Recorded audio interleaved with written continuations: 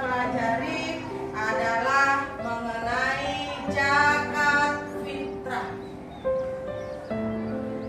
Baik, adapun tujuan pembelajaran kita mengenai dari zakat fitrah ini adalah bagaimana supaya kalian semua mengetahui apa itu zakat fitrah, kemudian dasar hukumnya, bagaimana cara melaksanakannya, berapa besaran zakat fitrah, supaya kalian bisa paham. Baik, sebelumnya coba dulu anak-anak ibu seluruhnya memperhatikan gambar yang ada di depan. Nampak gambarnya, nak? Nampak? Ya, baik. Kira-kira coba kalian amati dulu, kira-kira apa yang sedang dilakukan seseorang yang ada di dalam gambar ini? Apa, nak? Coba Kak Lupi. Yang kuat suara saya. Iya, gambar seseorang yang sedang menunaikan zakat fitrah. Ya, kasih aplausnya untuk teman-teman. Jadi, gambar di depan ini adalah gambar, beberapa gambar ketika seseorang sedang melakukan transaksi zakat fitrah, melakukan hisab qabulnya, menyerahkan zakat fitrah. Jadi supaya kalian paham, kita mulai dari apa itu zakat fitrah. Jadi zakat fitrah itu terdiri dari dua hal. Pertama, zakat, yang kedua fitrah. Zakat itu artinya bersih dan suci. Bersih dan suci. Sedangkan fitrah itu artinya jiwa, diri seseorang. Berarti zakat fitrah itu tadi apa? Zakat fitrah itu adalah, siapa yang tahu? Siapa yang tahu, nak? Kakak, boleh? Iya, membersihkan jiwa dengan cara mengeluarkan zakat fitrah, mengeluarkan sejumlah harta yang kita miliki sebagai pembersih jiwa. Iya, zakat fitrah. Jadi setiap tahunnya itu harus dikeluarkan. Ketika pada saat bulan Ramadan, pasti anak-anak ibu sekalian mengingat, ya kan? Pasti dengar, kita sebentar lagi mau bayar zakat fitrah ke orang tuanya, ya kan? Jadi mungkin sebagian dari anak-anak ibu tidak paham apa sih itu zakat fitrah itu. Jadi itu dia tadi, zakat fitrah itu mengeluarkan sejumlah harta sebagai pembersih jiwa. Bagaimana hukum melaksanakan zakat fitrah itu, Bu? Hukumnya adalah fardu ain. Fardu ain itu adalah wajib dilaksanakan bagi setiap orang muslim, baik dia laki-laki, baik dia perempuan, baik yang masih muda ataupun yang sudah tua, bahkan bayi yang baru lahir sekalipun, jika masih dapat waktunya untuk pembayaran zakat fitrah, maka tetap wajib membayar zakat. Paham, nak? Paham? Paham. Kemudian yang selanjutnya adalah dasar hukum zakat fitrah itu tadi sudah ibu sampaikan bahwasanya hukumnya adalah fardu ain. Sudah paham tadi fardu ain itu apa? Sudah, nak? Coba bangunin dulu. Fardu ain adalah wajib dilaksanakan setiap umat muslim, laki-laki maupun perempuan, tua maupun muda, anak yang baru lahir, orang yang menjadi gangguan seseorang. Iya, kasih aplaus untuk teman. Kemudian pembayaran zakat fitrah ini terdapat di dalam Quran surah Al-Baqarah ayat 110. Bismillahirrahmanirrahim. Wa aqimus sholata wa atuz zakat.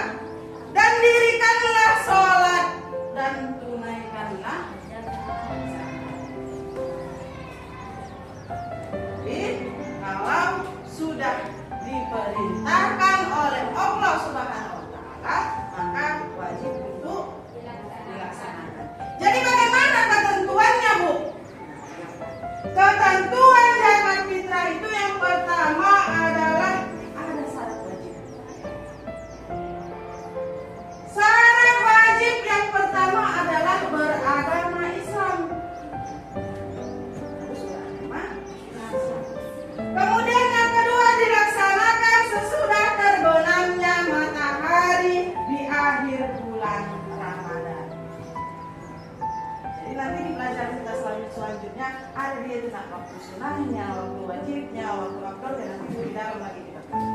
Jadi pertanyaannya, jadi Bu kalau masih mau di awal Ramadan itu Bu kita bayarkan? Boleh. Ya ketentuannya kita pelajari di materi selanjutnya. Baik, mempunyai kelebihan harta dari keperluan makanan dan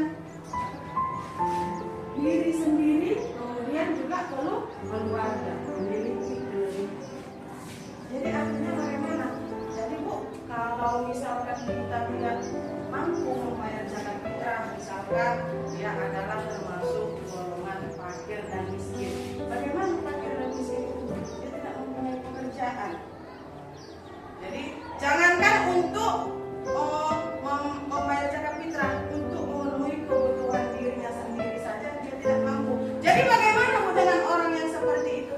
Maka itu nanti dimasukkan ke dalam orang yang menerima zakat. Baik, kemudian rukun zakat fitrah. Nah ini dia. Yang pertama, niat berzakat fitrah.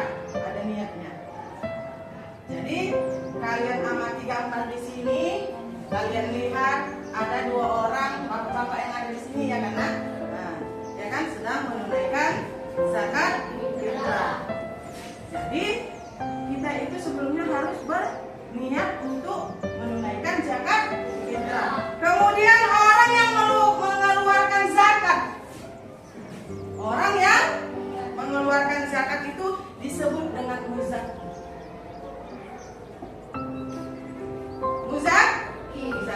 Orang yang mengeluarkan zakat fitrah. Kemudian orang yang menerima zakat fitrah disebut dengan mustahil. Mustahil. Orang yang menerima zakat fitrah. Siapa-siapa aja itu Bu, ada nanti 8 golongan. Nanti di materi kita selanjutnya akan kita pelajari. Saat ini kita masih mempelajari tentang rukun. Orang yang menerima zakat fitrah disebut dengan mustahil. Kemudian selanjutnya makanan pokok yang dizakatkan. Jadi pada umumnya kalau kita di Indonesia ini apa makanan pokok? Beras. Yang dibuat kalau dia sudah kita masak menjadi itu yang kita makan dalam kehidupan kita sehari-hari. Nah, sama seperti hal Bu. Beras. Jadi Bu ada ini Bu amplop Bu. Amplopnya ini berisi uang. Boleh? Boleh.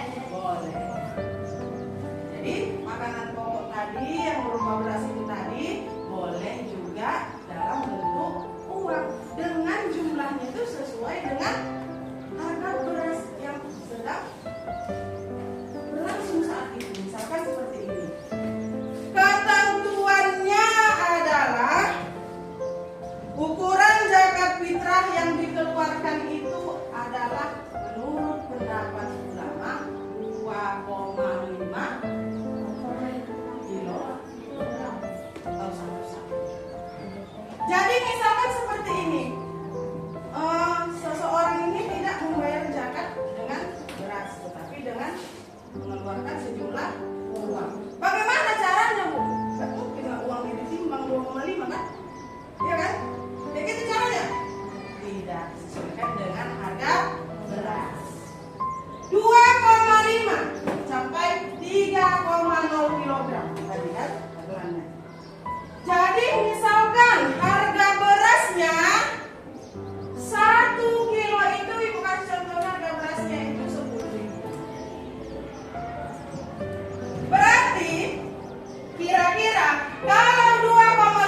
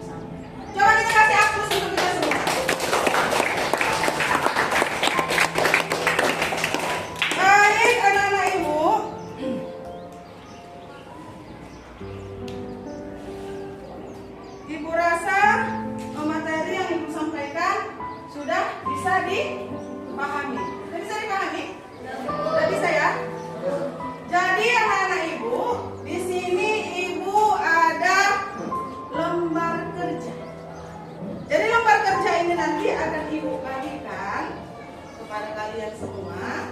Jadi tugas kalian adalah mengerjakan lembar kerja yang Ibu bagikan ini sesuai dengan materi yang sudah kita pelajari. Bisa?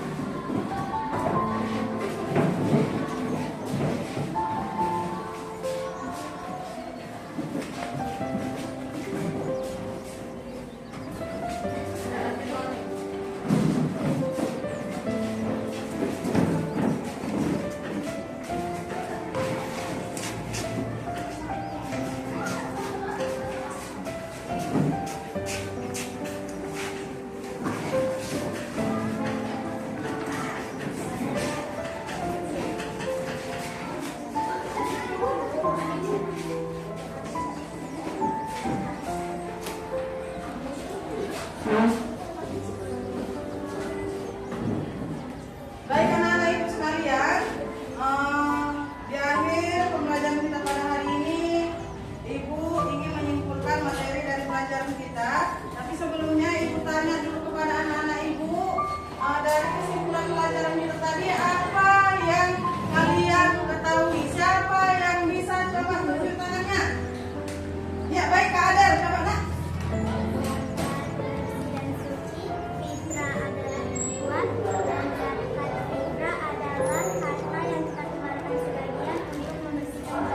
Iya bagus, coba lagi. Ada yang tahu lagi nak? Ya baik Bang Mane, silakan.